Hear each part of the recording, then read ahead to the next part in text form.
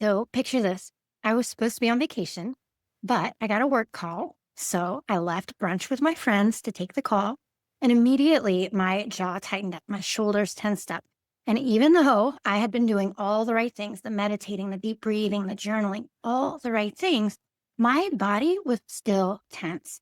And that's when I really started to realize that you can't outthink stress. What do I mean by that? Well, mindset work alone is not going to reset what has been wired into your nervous system. And so, in this episode, we're going to explore why even the most well meaning stress advice can sometimes miss the deeper layers and how to work not just with your mind, but also with your body, habits, and soul.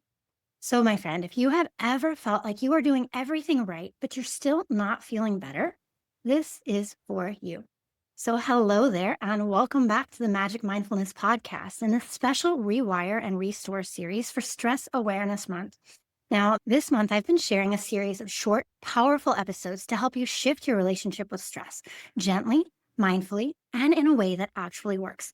Now, in the last two episodes, we talked about why your stress isn't your fault and how trying to outthink it usually leaves you feeling more exhausted, right? So, if you missed those episodes, I definitely recommend going back. But don't worry, you can definitely start right here if you would like to, because today we are going deeper and we're going to be looking at why so many high functioning, self aware women stay stuck in these cycles of stress, even when they know what to do.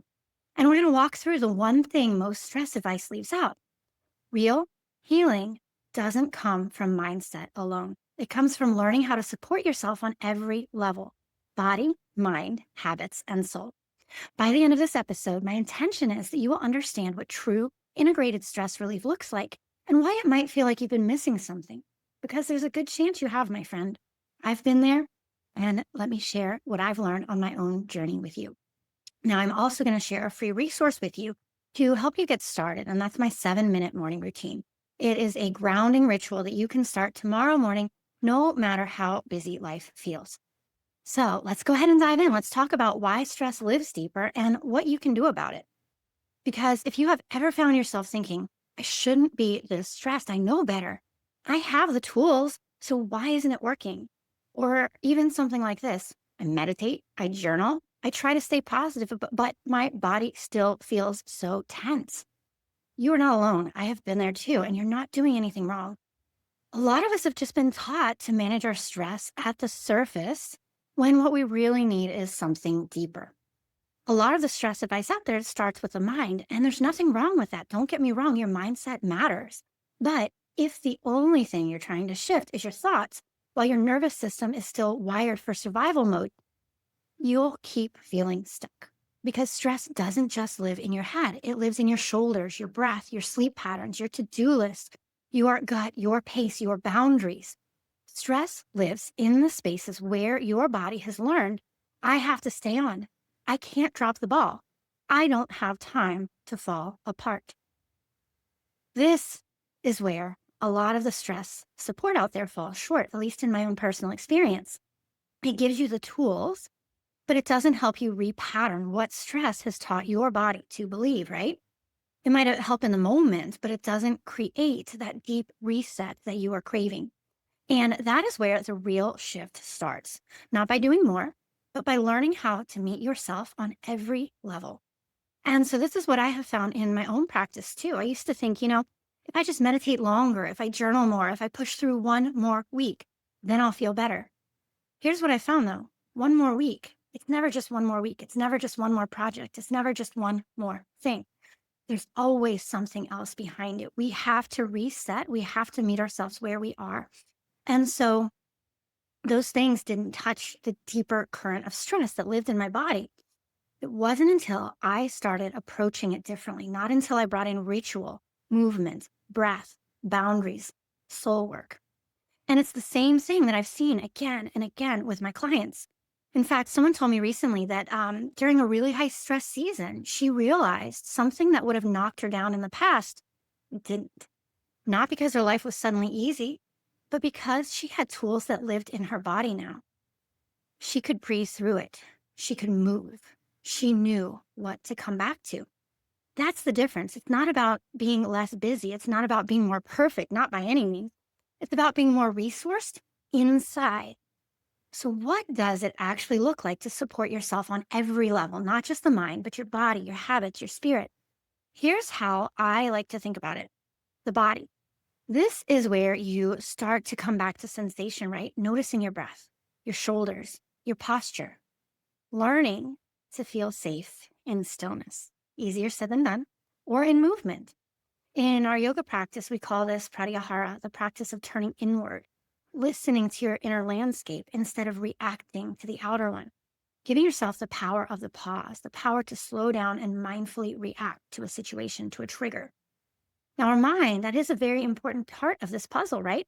It's where you soften the inner pressure, that voice that says, just push through, or you should be handling this better. Here is where compassion becomes your most powerful mindset tool because a calm mind can't grow in a body that feels unsafe. But the reverse is also true, right? A calm body can't grow in a mind that feels unsafe. Be compassionate towards yourself. And then habits, this is where all of this becomes real. It's not just what you do once in a while, but what you return to again and again and again. The way you wake up, the way you move, the way you eat, the way you breathe, the way you wind down. This is where the rewiring happens, not in effort, but in rhythm.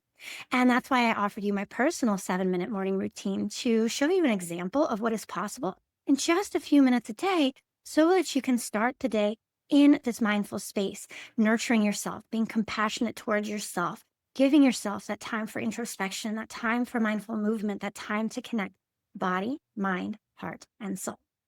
Speaking of soul or spirit, this is your spark, your truth, the part of you that knows that you are not meant to live in survival mode.